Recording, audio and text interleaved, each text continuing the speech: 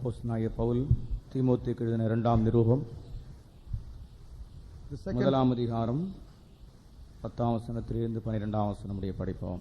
2 Timothy chapter 1 verses from 10 to 12. అపోస్తలుడైన పౌలు తిమోతికి రాసిన రెండవ పత్రిక మొదటి అధ్యాయం 10వ వాక్యం నుండి. యేసుక్రీస్తు ప్రసన్నమానదినాலே அந்த கிருபை இப்போது வெளிப்பட்டது. அவர் மரணத்தை பரிகரித்து ஜீவனையும் அழியாமையும் சுவிசேஷத்தினாலே வெளியிறங்கமாக்கினார். அதற்கு நான் பிரசங்கியாகவும் அப்போஸ்தலனாகவும் பிரஜாதியாருக்கு போதகனாகவும் நியமிக்கப்பட்டேன். அதிநிமித்தம் நான் இந்த பாடுகளையும் அனுபவிக்கிறேன். ஆயினும் நான் மீட்கப்படுகிறதில்லை. ஏனென்றால் நான் விசுவாசிக்கிறவர் இன்னார் என்று அறிவேன். நான் அவரிடத்தில் ஒப்பு கொடுத்ததை அவர் அந்நாள் வரைக்கும் காத்துக்கொள்ள வல்லவராயிருக்கிறார் என்று நிச்சயித்தும் இருக்கிறேன். But is now made manifest by the appearing of our Savior Jesus Christ, who hath abolished death and hath brought life and immortality to light through the gospel, whereunto I am appointed a preacher and an apostle and a teacher of the Gentiles, for the which cause I also suffer these things. Nevertheless I am not ashamed, for I know whom I have believed, and am persuaded that he is able to keep that which I committed unto him against that day. క్రీస్తును మన రక్షకుని ప్రత్యక్ష వలన బయలుపరచబడినదినైనా తన కృపను బట్టి మనలను రక్షించి పరిశుద్ధమైన పిలుపుతో ఆయన మనల్ని పిలిచెను. ఆ క్రీస్తు మరణమును నిరర్ధకము చేసి జీవముల అక్షయతను స్వార్థ వలన వెలుగులోనికి తెచ్చెను. ఆ స్వార్థ విషయంలో నేను ప్రకటించువాడను గాను అపోస్తలుడును గాను బోధకుడును గాను నియమింపబడితిని. ఆ హేతువు చేత ఈ శ్రమలను అనుభవించుచున్నాను గాని నేను నమ్మిన వాని ఎరుగుదును గనుక సిగ్గుపడను. నేను ఆయనకు అప్పగించిన దాన్ని రాబోచున్న ఆ దినం వరకు ఆయన కాపాడగలడని రూఢిగా నమ్ముచున్నాను. கர்த்தருடைய பரிசுத்த நாமத்துக்கு ஸ்தோத்திரம். Praise be to the holy name of the Lord. దేవుని పరిశుద్ధ నామమునకు స్తోత్రం. வாசித்த வேத பகுதியிலே ஆண்டவராகிய இயேசு கிறிஸ்து செய்து முடித்த ஒரு காரியத்தையும் இயேசு முடித்ததை பின்தொடர்ந்து செய்யக்கூடியதான ஒரு நபரையும் அந்த வேலையின் நிமித்தமாக அவர் அனுபவிக்கிற பாடுகளை குறித்தும் இங்கே சொல்கிறார். In the passage that has been read unto us talks about two things. One, the ministry that Lord Jesus Christ has already accomplished, and also about the work that was left behind but ought to be completed by a certain man. చదివినటువంటి లేఖన భాగంలో యేసు ప్రభు పొందిన శ్రమలను అటుపింబట ఆయన వెంబడించే వారు పొందుతున్నటువంటి వాటిని చూస్తున్నాం. அவர் மரணத்தை பரிகரித்து சுவிசேஷத்தினாலே ஜீவனையும் அழியாமையும் வெளியரங்கமாக்கினார். But he had abolished death and hath brought life and immortality to light through gospel. క్రీస్తు మరణమును నిరర్ధకం చేసి జీవమును అక్షయతను సువార్త వలన వెలుగులోనికి తెచ్చెను. வெளியரங்கமாக்கின ஒன்றுக்கு ஒரு பிரசங்கி தேவையா? He is a preacher needed at all for the thing which has already been made manifest. నిరర్ధకం చేసిన దాని గురించిన ప్రసంగం అవసరం ఉందా? கிறிஸ்து சிலுவையிலே மரணத்தை பரிகரித்து சுவிசேஷத்தினால ஜீவனையும் அழியாமையும் வெளியரங்கமாக்கி இருக்கும் பொழுது அது எல்லாரும் அறிந்துதானே இருக்க வேண்டும். When Christ has already abolished death and hath brought life and immortality to life through the gospel, would it not be known by everybody? క్రీస్తు సిలువలో మరణం నిరర్ధకం చేసి జీవమును అక్షయతను సువార్త వలన వెలుగులోకి తెచ్చినప్పుడు అది అందరికీ బాహాటముగా తెలియవచ్చున్నది. வெளியரங்கமான கோலமாக்கினார். கிறிஸ்து யார் என்று அவருடைய கல்வாரியின் மரணம் உலகத்துக்கு தெளிவாக காண்பிக்கப்பட்டது. The very death of Christ on the cross of Calvary reveals enough to the world as to how cruelly he died on the cross. క్రీస్తు యొక్క కల్వారి మరణము అందరి ఎదుట వేడుకగా ఉన్నది కనుక ఇది అందరికీ తెలిసిన విషయమే. பிரியமானவர்களே, இயேசு கிறிஸ்து மரித்த நோக்கம் அவருடைய மரணத்தோடு கூட முடிந்து போகவில்லை. Beloved, the very purpose for which Lord Jesus Christ died on the cross has not come to the end with his death by itself. క్రీస్తు మరణించిన యొక్క ఉద్దేశము మరణంతో పాటు అంతం కాలేదు. அந்த நோக்கம் பூர்ணமாவதற்கு அதை தொடர்ந்து செய்யக்கூடிய ஒரு நபர் அவசியம். In order for that purpose to be completed perfectly, it was necessitated for a man to continue. మరణం యొక్క ఉద్దేశం సంపూర్తి కావాలంటే దాన్ని కొనసాగించే మనుషుడు ఉండాలి. கர்த்தராகிய இயேசு கிறிஸ்துவின் பாடுகள் மூலமாக மனுக்குலத்தினுடைய ரட்சிப்பின் பகுதியிலே ஒரு பூரணம் உண்டாகிறது.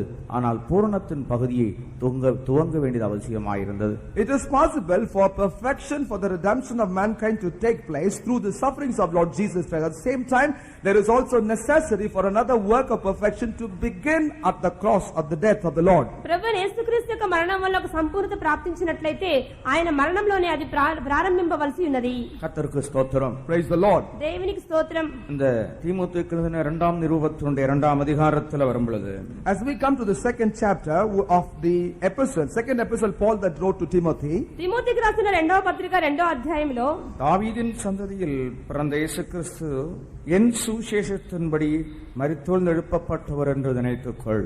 remember that Jesus Christ of the seed of David was raised from the dead according to my gospel. నా సువార్త ప్రకారము దావీదు సంతానంలో పుట్టి మృతుల్లో నుండి లేచిన యేసుక్రీస్తుని జ్ఞాపకం చేసుకొనుము. இது வீராப்பு பேசினது போல இருக்கிறது. It looks like as if it was boasted.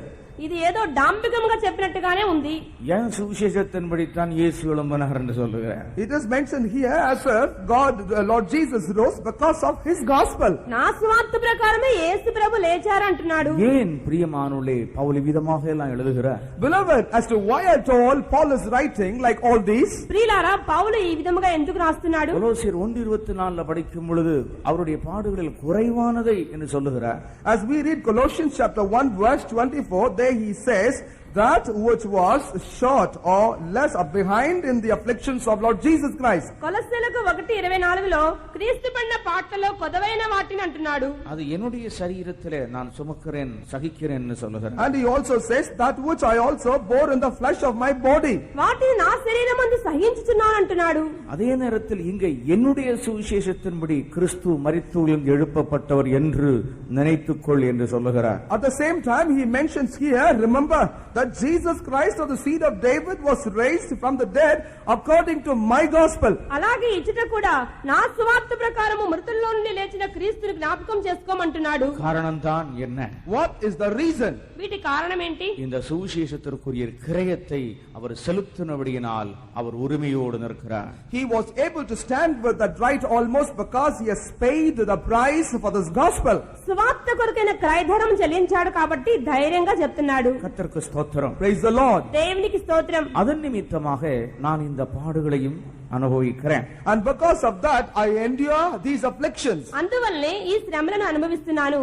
சுவிசேஷத்து நிமித்தம் பாதகனை போல கட்டப்பட்டு துன்பத்தை அனுபவிக்கிறேன். For the cause of the gospel, as the one who has been a criminal, I've been bound and suffer afflictions. సువార్త నిమిత్తమై నేరస్తుని వలె నేను బంధకములో ఉన్నాను. ஆனால் தேவனுடைய வசனமோ கட்டப்பட்டிருக்கவில்லை. But the word of God is unbound. అయితే దేవుని వాక్యం బంధించబడలేదు. இவருடைய வாழ்க்கையிலே உபத்திரவங்கள் பாடுகள் பெருக பெருக தேவனுடைய வசனத்தினுடைய வாசல்கள் திறவு கொண்டு கொண்டே இருக்கின்றன.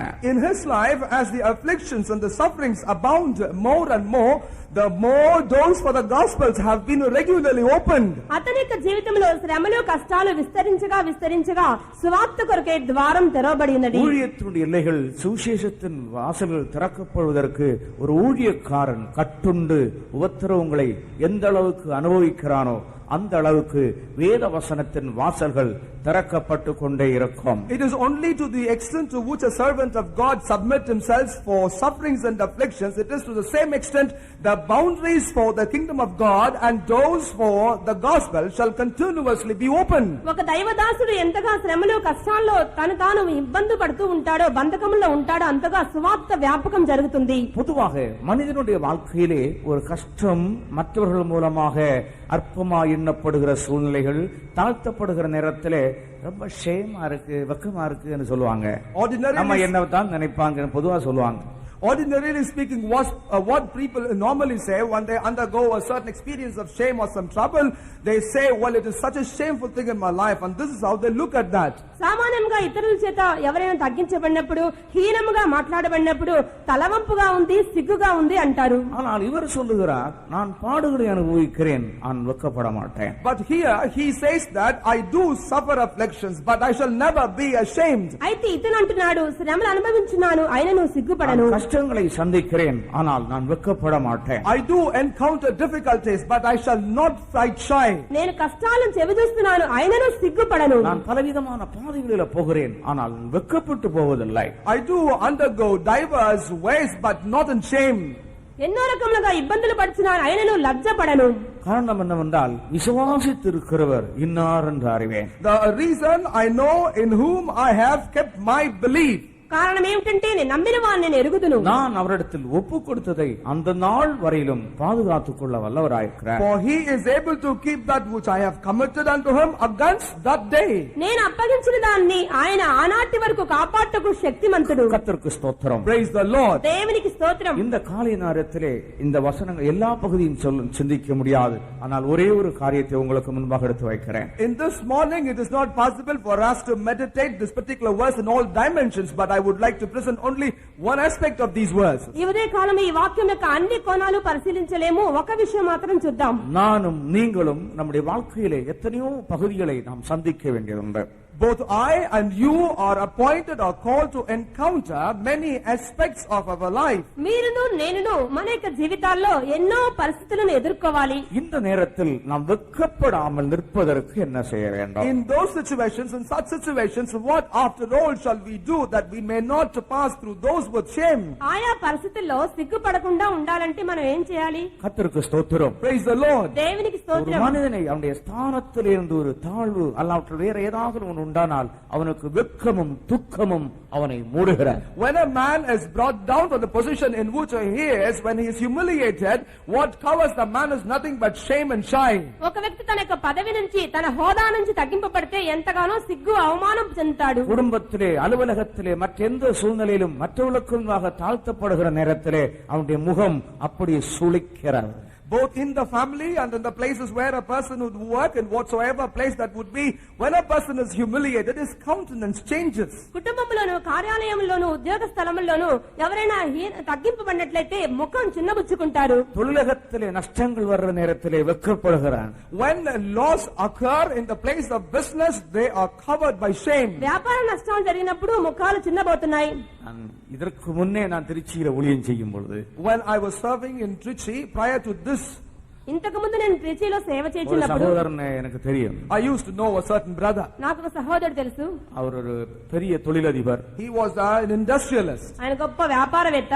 மிகுந்த நஷ்டமாயிற்று. but he had to encounter a big loss. పెద్ద పెద్ద நஷ்టాలు వచ్చినాయి. மனைவி வந்து சொன்னாங்க, பிரதர் அவருடைய நிலவரம் ரொம்ப மோசமா இருக்கு. His wife came and told to me that the condition of that businessman was very bad. ఆయన భార్య వచ్చి చెప్పింది, బ్రదర్ గారు ఆయన పరిస్థితి చాలా దిగజారిపోయింది. நான் போனா வீட்டுக்கு முன்னால 3 கார் நிக்குது. But when I reached his home, I could see 3 cars already parked before his house. అయితే నేను ఇంటికి వెళ్తే ఇంటి ముందు 3 కార్లు ఉన్నాయి. நல்லா தொடச்சி நீட்டா வீட்டுக்கு முன்னால விட்டுருக்கிறார். And all the 3 cars were very well polished and they were standing thus before his house. బాగా తుడిచి పలపలాని 3 కార్లు ఉన్నాయి. அந்த சிஸ்டர் சொல்லுச்சு, That sister told to me, ఆ సహోదరి చెప్పింది, மாஸ்டர் காரை நல்லா தொடச்சி பளபளாக்கி விட்டுருக்கிறார், ஆனா கார்ல விடுறது பெட்ரோல் விடுறது காசு இல்ல. Pastor, brother, the car looks very well polished and looks shining, but there isn't enough petrol inside the car. ఆమె చెప్పింది, బ్రదర్ గారు కార్లు బాగా మెరిసిపోతున్నాయి, అయితే పెట్రోల్ డబ్బులు కూడా లేవు. பிரஸ்டேஜ் ப்ராப்ளம் உண்டாகாம இருக்கிறதுக்காக, மற்றவர்கள் நம்ம அற்பமா எண்ணக்கூடாதுன்றதுக்காக காரை அப்படி வரிசையா விட்டிருக்கிறாரு. He kept the cars in that manner so that the people around may not look down upon him. In order to maintain his prestige, he maintains those cars. Prestige కొరకు, గౌరవం కోసం, ఇతరులు చూడటం కోసం కార్లు ఇంటి ముందు ఉన్నాయి. இங்கிலீஷ்ல யாரும் அப்படி விட்டிருக்கிறீங்களோ தெரியாது. I do not know whether there is any of that kind in Kellys. అటువంటి వారు కెల్లీస్లో ఎవరైనా ఉన్నారో లేదో తెలియదు. ஒன்றுமில்லாவிட்டாலும் ஏதாவது தங்களை தவறாக எண்ணுவார்களோ, தாழ்ந்து போனதாக எண்ணுவார்களோ என்று நினைத்து மனுஷன் அந்த வெட்கமான பகுதியை, தாழ்ந்த பகுதியை சமாளிக்கிறதற்கு படாபாடுபடுகிறான். Though a person may not have anything, in order that in the sight of the others he may look bit better and that the others may not look small upon him and look down upon him, he attempts to do one thing or the other in order to maintain his stature in the community. ఏమీ లేదని ఎక్కడ హీనంగా చూస్తారేమోనని చెప్పి నలుగురిలో మెలగటానికి అష్ట కష్టాలు పడతారు. வெட்கப்பட்ட போகாமல் ஒரு மனிதன் ஜீவிக்க வேண்டுமானால் அவன் என்ன செய்ய வேண்டும்? If at all a man need to lead a life without shame, shame as to what that person must do. ఒక వ్యక్తి సిగ్గుపడకుండా ఉండాలంటే ఏం చేయాలి? 119 సంగీதத்துக்குள்ளே நாம் கடந்து வரும் பொழுது, As we come to Psalm 119, 119వ కీర్తనలో ஒரு மனிதன் வெட்கப்பட்டு போகாமல் இருக்க வேண்டுமானால் முதலாவது அவன் கர்த்தருடைய கற்பனைகளை கைக்கொள்ள வேண்டும். if at all a man must not suffer shame in the first instance, he must observe all the statutes of the Lord. ఒక వ్యక్తి సిగ్గుపడకుండా ఉండాలి అంటే దేవుని యొక్క కట్టడలను విధులను గైకొనాలి. படிங்க. நான் வெட்கப்பட்டு போகாதபடிக்கு என் இருதயம் உமது பிரமாணங்களில் உத்தமாயிருக்க கடவது. நான் வெட்கப்பட்டு போகாதபடிக்கு, In order that I may not suffer shame. నేను సిగ్గుపడకుండా నిమిత్తమై, மறுபடியும் படிங்க அந்த வசனத்தை. நான் வெட்கப்பட்டு போகாதபடிக்கு என் இருதயம் உமது பிரமாணங்களில் உத்தமாயிருக்க கடவது. உமக்கு முன்பாக என்னுடைய இருதயம் உத்தமமாய் இருக்க கடவது. Let my heart be upright before thee. నా హృదయము నీ ఎదుట యథార్థముగా ఉండనిమ్ము. வெட்கப்பட்டு போகாமல் இருப்பதற்கு நம்முடைய இருதயம் தெய்வத்துக்கு முன்பாக 5ஆம் வசனத்தில் படிக்கிறோம். We read that in verse 5. 5వ వాక్యములో, உமது பிரமாணங்களை கைக்கொள்ளும்படி என் நடைகளில் ஸ்திரப்பட்டால் நலமாயிருக்கும். நம்முடைய பிரமாணங்களை கைக்கொள்ளும்படிக்கு இந்த நடைகள் ஸ்திரப்பட்டால் நலமாயிருக்கும். Oh, that my ways were directed to keep thy statutes.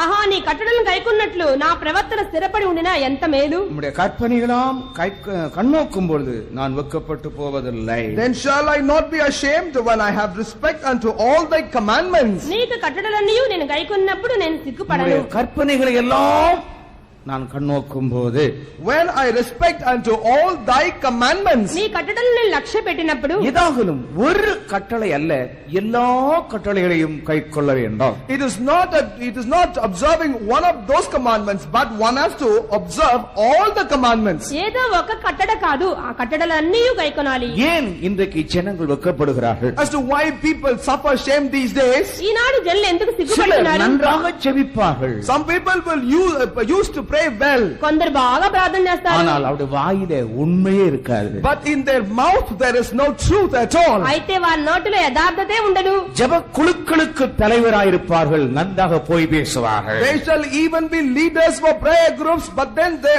are seasoned in speaking lies. ప్రార్థనా గ్రూపులకు లీడర్లుగా ఉంటారు, అయితే నోటి నిండా అబద్ధమే. எத்தனையோ பகுதிகளிலே அவர்கள் உண்மையை காட்டிக்கொண்டு அவர்கள் கர்த்தருடைய முகத்தை நோக்கி பார்த்தால் அதில் என்ன பிரயோஜனம் பிரியமானவர்களே? Beloved, what use at all will it be when people look at the face of the Lord but display unfaithfulness in several aspects of their life? ఎన్నో విషయంలో అపనమ్మకస్తులుగా ఉండి దేవుని వైపు చూస్తే వాళ్ళకి ఏమి లాభం? நீ எல்லா ஜெபத்திலையும் பங்கு கொடுக்கலாம், அங்கங்கே போயிருந்து ஜெபிக்கலாம், ஆனால் தெய்வத்துடைய கற்பனைகள் அனைத்தையும் நீ கைக்கொள்ளுகிறது வரையிலும் நீ வெட்கப்படத்தான். You may come and pray, participate in all the prayer meetings, even you may go and conduct prayer meetings elsewhere, but as long as you do not have respect for the commandments of the Lord, you only have shame. అన్ని ప్రార్థనలకు రావచ్చు, మిగతా ప్రార్థనలకు వెళ్ళవచ్చు, అయితే దేవుని కట్టడలు గైకొనకపోయినట్లయితే నీవు అవమానం చెందుతావు. தெய்வத்துடைய கற்பனைகளை ஒரு மனிதன் கைக்கொள்ள வேண்டுமானால் அவனுக்கு என்ன தேவை? If at all a man need to observe the commandments and the statutes of the Lord, what after all he needs? ఒక వ్యక్తి దేవుని యొక్క కట్టడలు ఆజ్ఞలు గైకొనవాలంటే అతనికి ఏం అవసరము?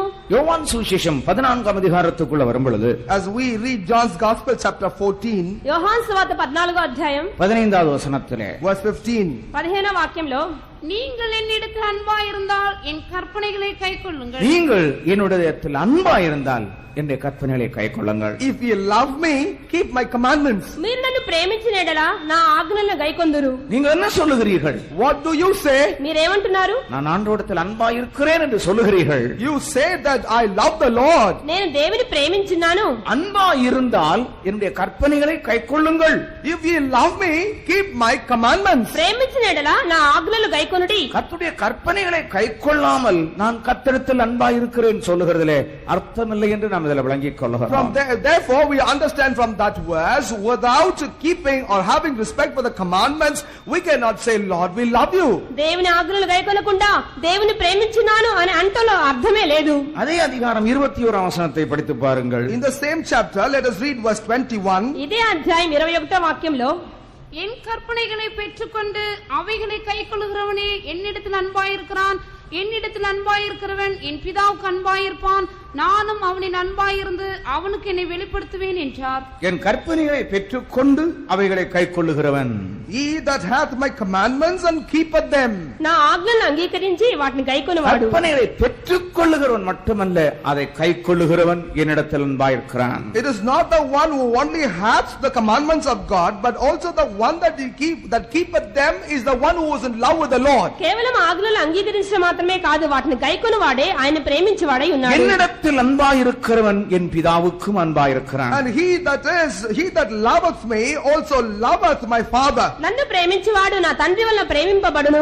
அவனிடத்தில் நான் அன்பாயிருந்து என்னை வெளிப்படுத்துவேன். And I will love him, will manifest myself unto him. నేనును వాణ్ణి ప్రేమించి వానికి నన్ను కనపర్చుకొందును. நாம் அவரிடத்தில் அன்பு கூர்ந்தால் அவருடைய கற்பனைகளை கைக்கொள்வோம். அவர் தம்மை நமக்கு வெளிப்படுத்துவார். Therefore, if we keep his commandments, we shall manifest our love to him. Then he shall love us and also manifest his love unto us. మనం ఆయన ప్రేమించి ఆయన ఆజ్ఞలు గైకొన్నట్లయితే ఆయన తన ప్రేమను మనకు కనపరచుదురు.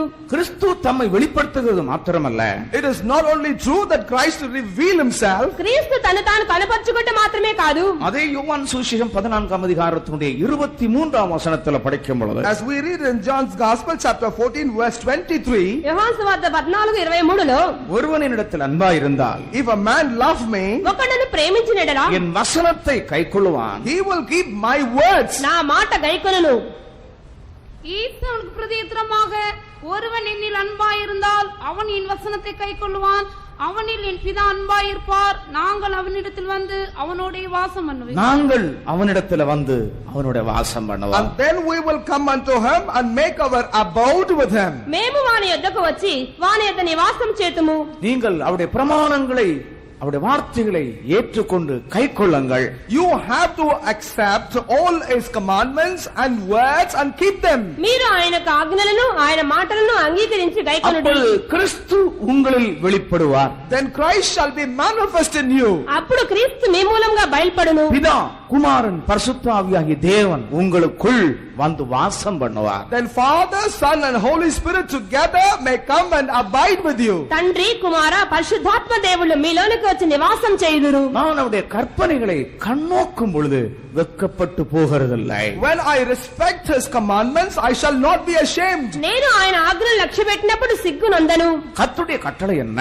What is the commandment of the Lord? దేవుని యొక్క ఆజ్ఞ ఏమిటి? கட்டளையிட்ட யாவற்றையும் கைக்கொள்ளும்படி அவர்களுக்கு உபதேசிக்க வேண்டும். We have to teach them so that they will observe all that has been taught unto them, even all the commandments. ఆయన యొక్క కట్టడలు ఆజ్ఞలు అన్ని గైకొనవల్లని వారికి బోధించాలి. நான் அடிக்கடி சொல்லுகிறது போல ஏதாவது ஒரு ஆசீர்வாதத்தின் வார்த்தைகளை போர்டு செஞ்சு வீட்டுல தொங்க போட்டிருக்கிறதுல ஒரு புண்ணியமும் இல்லை. As I usually used to say to you, I even so say now that having a promise that enthralls you hanging in your home is of no value by itself. నేను మాట మాటకి చెప్తున్నట్లుగా ఏదో ఆశీర్వచనపు ఒక బోర్డు ఇంట్లో పెట్టుకుంటే ప్రయోజనమే లేదు. அது உங்களுக்கு ஆபத்தை உண்டாக்கும். நீங்கள் ஏமாந்து போவீர்கள். Sometimes that could even bring danger. You could be deceived. ఒకవేళ అపాయం కలిగించవచ్చు, మీరు మోసపోతారు. கர்த்தருக்கு ஸ்தோத்திரம். Praise the Lord. దేవునికి స్తోత్రం. நீங்கள் நன்றாய் இருக்கும்படிக்கு எல்லாவற்றையும் கைக்கொள்ளுங்கள் என்று தேவனுடைய வசனம் சொல்கிறது. But the word of God declares that ye may be well and prosper. You have to keep all the commandments. మీరు సుక్షేమంగా ఉండాలి అంటే ఆజ్ఞలన్నీ గైకొనాలి. எரேமியா தீர்க்கதரிசன புத்தகத்தில் படிக்கிற நேரத்தில், As we read in the prophetic book of Jeremiah, ప్రవక్త అయిన ఇర్మియా గ్రంథంలో நீங்கள் நன்றாய் இருக்க வேண்டும் என்றுதான் கர்த்தர் எல்லாவற்றையும் உங்களுக்கு கொடுத்திருக்கிறார். the Lord has given all these things to you so that ye may be well. మీరు క్షేమంగా ఉండవనే దేవుడు ఇవన్నీ చెప్తున్నారు. 5ஆம் அதிகாரம். அவர்கள் தங்களுடைய வாழ்நாட்களிலே அவர்களும் அவருடைய பிள்ளைகளும் நன்றாயிருக்க வேண்டும் என்றுதான் தேவன் தம்முடைய பிரமாணங்களை அவர்களுக்கு கொடுத்திருக்கிறார். That in their lifetime both them and the children thereof shall be well in all their lifetime. That is why God had given these commandments to them. తామును తమ బిడ్డలను తమ జీవిత కాలమంతయు క్షేమంగా ఉండు నిమిత్తమే దేవుడు తన యొక్క ఆజ్ఞలను వారికి ఇచ్చి ఉన్నారు. தேவன் தம்முடைய பிரமாணத்தை ஜனத்துக்கு கொடுத்திருக்கிறது தேவ நிமித்தமாக அல்ல, ஜனங்கள் நன்றாயிருக்க வேண்டும். The reason why God had provided his commandment unto the people is not for the cause of God's sake, but he has given them for the sake of the people's prosperity. దేవుడు తన యొక్క ఆజ్ఞలు జారీ చేసి ఉన్నారు అంటే ప్రజలు క్షేమంగా ఉండాలని. எரேமியா 7ஆம் அதிகாரத்தினுடைய 23ஆம் வசனம். Jeremiah chapter 7 verse 23. ఇర్మియా 7వ అధ్యాయం 23వ వాక్యము. என் வாக்குக்கு செவி கொடுங்கள், அப்போது நான் உங்கள் தேவனாய் இருப்பேன், நீங்கள் என் ஜனமாய் இருப்பீர்கள். நான் உங்களுக்கு கற்பிக்கும் எல்லா வழியிலும் நீங்கள் உங்களுக்கு நன்மை உண்டாகும்படிக்கு நடுவுங்கள் என்கிற விசேஷத்தை அவர்களுக்கு சொல்லி கட்டளையிட்டேன். ஆண்டவருக்கு ஸ்தோத்திரம். Praise the Lord. దేవునికి స్తోత్రం. நீங்கள் உங்களுக்கு நன்மை உண்டாகும்படிக்கு நடவுங்கள். Walk ye in all the ways that I have commanded you, that it may be well unto you. మీకు క్షేమం కలుగునట్లు మీకు ఆజ్ఞాపించిన అన్నిటిలోనూ నడుచుకొనుడి. உங்களுக்கு கற்பிக்கும் எல்லா வழியிலும் நீங்கள் உங்களுக்கு நன்மை உண்டாகும்படி நடவுங்கள் என்கிற விசேஷத்தையே அவர்களுக்கு சொல்லி கட்டளையிட்டேன். And also I have taught unto them, saying, walk ye in all the ways that I have commanded, so that it may be well unto you. మీకు క్షేమం కలుగునట్లు నేను మీకు ఆజ్ఞాపించిన మార్గం అంతటి యందు నడుచుకొనుడి. உங்களுடைய வாழ்க்கை வெட்கப்பட்டு போகாமல் முன்னேறி போக வேண்டுமானால் கர்த்தருடைய கற்பனைகளை உள்ளபடியே கைக்கொள்ளுங்கள். Therefore, if at all your life must not suffer shame, and that you may move forward into prosperity, you have to do one thing, that is to keep the commandments of the Lord. మీ జీవితంలో సిగ్గు నొందక సుక్షేమముగా ముందుకు సాగిపోవాలి అంటే దేవుని యొక్క కట్టడలన్నీ గైకొనుడి. இரண்டாவதாக நீ உன்னுடைய வாழ்க்கையிலே வெட்கப்பட்டு போகாமல் இருக்க வேண்டுமானால் என்ன செய்ய வேண்டும்? Secondly, if at all you must not suffer shame in your life, what must you do?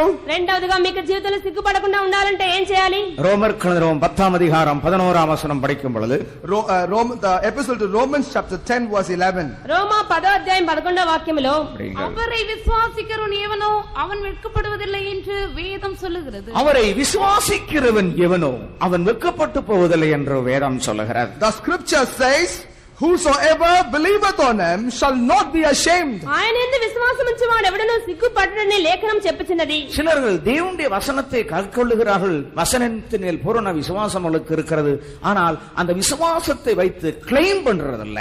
Some people do learn the scripture, they also have certain amount of belief on the scripture, but what they fail to do is to claim on the scripture. కొంతమంది అయితే లేఖనములు బాగా ఎరిగి ఉన్నారు, వాటిని విశ్వసించున్నారు, అయితే హక్కుతో అడగటం లేదు. ஒரு காரியங்களை நினைத்துக் கொள்ளுங்கள், கர்த்தர் ஒரு காரியம் சொன்னால் நிச்சயமாகவே அது நடக்கும். ஒருவேளை தாமதித்தாலும் அது மாறாது. Remember one thing for your lifetime, whatsoever God has said, he will bring it to pass. Though that might delay a season, it will surely come to pass. ఒక విషయాన్ని గుర్తు చేసుకోండి, ప్రభువు మీకు ఏదైనా చెప్పినట్లయితే ఆయన ఆలస్యం చేసినా తప్పకుండా నెరవేరుస్తారు. கர்த்தருக்கு ஸ்தோத்திரம். Praise the Lord. దేవునికి స్తోత్రం. முந்தின நாட்களிலே திருச்சியில ஊழியம் செய்யும் பொழுது கர்த்தர் சில காரியங்களை பேசினார். When I was serving at Trichy previously, God used to do certain distinct things. ఇంతకు మునుపు నేను ట్రిచిలో సేవ చేసినప్పుడు దేవుడు కొన్ని విషయాలు నాతో చెప్పారు. நான் அதை ఆవలోடு ఎదురుపార్తేன். I used to eagerly await for those. ఎంతో ఆసక్తితో వాటి కొరకు ఎదురు చూశాను. ஆனா ஒண்ணும் நடக்கல. But nothing happened. అవేమీ జరగలేదు. ஆச்சு இதெல்லாம் சும்மா தான் போல இருக்குன்னு யோசித்தேன். Then I thought to myself, all this is, I think, for vanity. ఇదంతా ఒట్టుట్టులే అనుకున్నాను. ஆனால் தேவன் இப்பொழுது அதை செய்கிறார். But God is doing those now. అయితే ఇప్పుడు దేవుడు వాటిని జరిగిస్తున్నారు. எனக்கு ஆச்சரியமா இருக்கிற. It's a surprise to me. నాకే ఆశ్చర్యంగా ఉంది. எனக்கு தானே சூடாய் நல்ல உற்சாகம் வந்துருச்சு. And as a result of that, I'm thoroughly encouraged now. వాటి వల్ల నాలో ఉత్సాహం కుతూహలం కలిగింది. சொன்னதுல மாற்றமில்லாதவர் என்பதை மூல நிச்சயமாய் நம்ப முடிகிறது. Now I am able to assuredly believe in the fact that whatsoever God had said, he will bring it to pass without change. దేవుడు చెప్పిన దాన్ని తప్పకుండా చేస్తానని నమ్మకం నాలో ఇప్పుడు బాగా పెరిగింది. எல்லாவற்றையும் நிறைவேற்றி முடித்த பின்பு நான் உங்களை ஒருவேளை சந்திக்கிறேன். When God completes everything, perhaps I may come again to see you all. దేవుడు అన్ని చేసి ముగించిన తర్వాత ఒకవేళ మిమ్మల్ని కలుసుకోవచ్చు. கர்த்தருடைய வார்த்தையிலே மிகவும் உறுதியுள்ளவனாய் இருக்கிறேன். For I am of great I am greatly bold and firm in the word of God. దేవుని మాటలను బట్టి నేను ఇప్పుడు దృఢ నిశ్చయంతో ఉన్నాను. விசுவாசித்தேன், ஆகையால் பேசுகிறேன். Believed, therefore spoken. నమ్మినందువల్ల మాట్లాడుచున్నాను. 27ஆம் சங்கீதத்தினுடைய 13ஆம் வசனம் படிக்கும் பொழுது, As we read Psalm 27 verse 13, 27వ కీర్తన 13వ వాక్యములో நானோ ஜீவனுடைய தேசத்திலே கர்த்தருடைய நன்மையை காண்பேன் என்று விசுவாசியாதிருந்தால் கெட்டே போயிருப்பேன். it is with a belief it is said that 27ஆம் சங்கீதம் 13ஆம் வசனம், I had fainted unless I had believed to see the goodness of the Lord in the land of the living. సజీవుల దేశంలో యెహోవా దయను పొందుతున్న నమ్మకం నాకు లేనట్లయితే నశించిపోయేవాడిని. படிங்கள். யாராவது நல்ல சத்தம் எல்லாரும் கேட்கத்தக்கதா படிங்க. நானோ ஜீவனுள்ளோர் தேசத்திலே கர்த்தருடைய நன்மையை காண்பேன் என்று விசுவாசியாதிருந்தால் நான் கெட்டு போயிருப்பேன். ஜீவனுள்ளோர் தேசத்திலே கர்த்தருடைய நன்மையை காண்பேன் என்று விசுவாசியாதிருந்தால், I had fainted unless I believe to see the goodness of the Lord in the land of the living. సజీవుల దేశమున యెహోవా దయను పొందుదునన్న నమ్మకం నాకు లేనట్లయితే நான் கெட்டு போயிருப்பேன். I had fainted. నేను నశించేవాడిని. நீங்கள் கெட்டு போக போகிறீர்களா இல்லை வாழ போகிறீர்களா? Would you like to be corrupted or would you like to live forever? మీరు నశించిపోవాలా లేక చిరకాలము జీవించాలా? நாம் கெட்டு போகும்படி பின்வாங்குறவளா இருக்க கூடாது. We should not backslide in order that we may be corrupted or destroyed. మనం నశించిపోటకు పాడైపోటకు వెనకంజ వేయకూడదు. எபிரேயர் 10 அதிகாரத்தினுடைய 39 வசனம் படிக்கும் பொழுது As we read Hebrews chapter 10 verse 39, హెబ్రీలకు 10:39లో கெட்டு போக பின்வாங்குகிறவளாயிராமல் we are not of them who drop back unto perdition, నశించుటకు వెనక తీయవారము కాము, ஆத்துமா ஈழேற விசுவாசிப்போமாக. but of them that believe to the saving of the soul. ఆత్మను రక్షించుకొనుటకు విశ్వాసం కలిగి ఉన్నాము. இயேசு வருவார் என்று சொல்லி இருக்கிறார். Jesus said, behold, I come quickly. ఇదిగో వచ్చున్నానని యేసు చెప్పారు. அந்த வார்த்தை விசுவாசிக்கிறவன் தான் அதற்கு தன்னை ஆயத்தப்படுத்த முடியும். Only him that believeth in that word will be able to get himself ready for that. ఆ మాటలు నమ్మిన వాడే తను తాను సిద్ధపరచుకుంటాడు. அவர் இப்ப வர மாட்டார், தாமதிக்கிறான்னு சொல்லுகிற ஒருவன் தன்னை ஆயத்தப்படுத்தவே மாட்டார். But he that who says that Jesus will not come now but come later shall never be ready for his coming. ఆయన ఇప్పుడు రాడులే, ఆయన ఆలస్యం చేస్తారనుకుంటే వారు సిద్ధపడరు. தேவனுடைய வசனத்தின் மேலும் வாக்குத்தத்தங்களுக்கு மேலும் விசுவாசம் இல்லை என்று சொன்னால் நீ கெட்டு போவாய். If you do not have belief and trust on the word and on the scripture, he shall be fainted. దేవుని యొక్క మాటలను వాగ్దానాలను నమ్మకపోయినట్లయితే నీలో విశ్వాసం లేనట్లే. வேதம் பவுல் என்ன சொல்லுகிறார்? What does Saint Paul say? పౌలు గారు ఏమంటున్నారు? அவரை விசுவாசிக்கிறவன் வெட்கப்பட்டு போவதில்லை. He that hath the faith in him shall never be ashamed. ఆయనను విశ్వసించేవాడు సిగ్గుపడడు. ஜீவன் போனாலும் விசுவாசத்தின் பிடியை விடக்கூடாது. Though my life would quit, we should never quit the faith. ప్రాణం పోయినా విశ్వాసం యొక్క పట్టుతో விசுவாசத்தை அறிக்கையிட்டுக் கொண்டே இருக்க வேண்டும். We have to keep confessing our faith. విశ్వాసం ఒప్పుకోలు చేయుచునే ఉండాలి. தூக்கு மேடல ஏறி கயிறு மாட்டினாலும் கூட பிழைப்பேன்னு சொல்லணும். Even if you walk over to the gallows and the noose is put over your neck, you should be able to say, I shall yet live. ఉరికమ్మం మీద ఎక్కించి ఉరి వేస్తున్నా కూడా నేను సజీవుడుగానే ఉంటానని చెప్పాలి. ஒருவேளை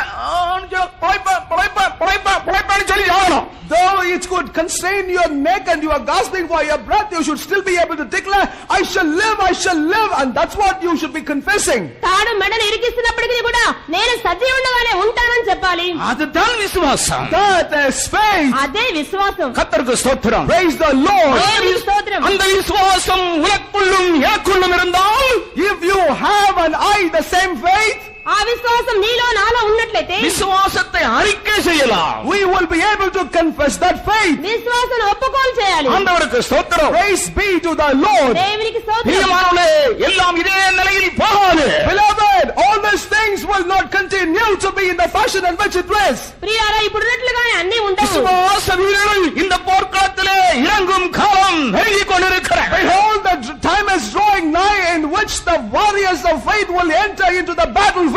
విశ్వాస వీరులు యుద్ధ రంగంలో ప్రవేశించే కాలం సమీపమైనది. விசுவாசிக்கிறவன் வெட்கப்பட்டு போவதில்லை என்று வேதம் சொல்கிறது. The scripture says, he that believeth shall not be ashamed. విశ్వాసముంచు వాడెవడో సిగ్గుపడని లేఖనం చెప్పుచున్నది. விசுவாசிக்கிறவங்க எல்லாரும் கரங்களை உயர்த்தி அல்லேலூயா சொல்லுங்கள். Hallelujah. கர்த்தருக்கு ஸ்தோத்திரம். Praise the Lord. దేవునికి స్తోత్రం. மூன்றாவதாக, Thirdly, మూడవదిగా ஒரு மனிதன் வெட்கப்பட்டு போகாமல் இருக்க வேண்டுமானால், if at all a man might not suffer shame, ఒక మనుషుడు సిగ్గుపడకూడదంటే 37 சங்கீதம் Psalm 37 37వ కీర్తన 18-19 வசனங்கள். verses 18 and 19. 18-19 వాక్యాలు.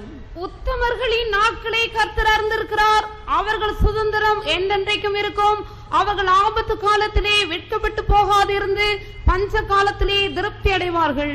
உத்தமர்களின் நாட்களை கர்த்தர் அறிந்திருக்கிறார். The Lord knoweth the days of the upright, నిర్దోషుల దినములు యెహోవా గుర్తించున్నాడు. அவர்கள் வெட்கப்பட்டு போகாமல் இருப்பார்கள். and they shall never be ashamed. వారు సిగ్గునందరు. கர்த்தருக்கு ஸ்தோத்திரம். Praise the Lord. దేవునికి స్తోత్రం. வெட்கப்பட்டு போகாமல் இருக்கணுமானால், If at all he must not suffer shame, నీవు సిగ్గునందకూడదంటే உன் இருதயத்தில் உண்மை இருக்க வேண்டும். in your heart you shall have truth. నీ హృదయంలో యథార్థత ఉండాలి.